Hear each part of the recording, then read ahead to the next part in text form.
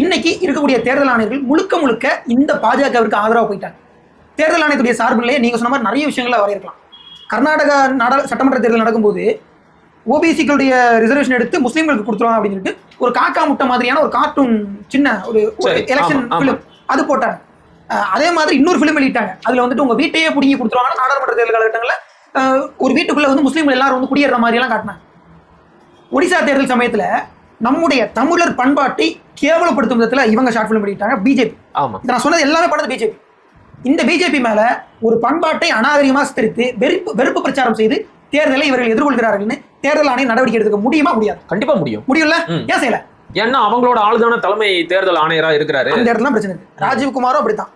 இப்ப இருக்கக்கூடிய ஞானேஸ்வர் குமாரும் அவர்தான். அவருமே இதுக்கு முன்னாடி அமித்ஷாவுடைய துறையில முதன்மை செயலராக இருந்தாங்க. சோ இப்படி முழுக்க கேடு கெட்டவர்களை அந்த பதவியில உட்கார வச்சிட்டாங்க.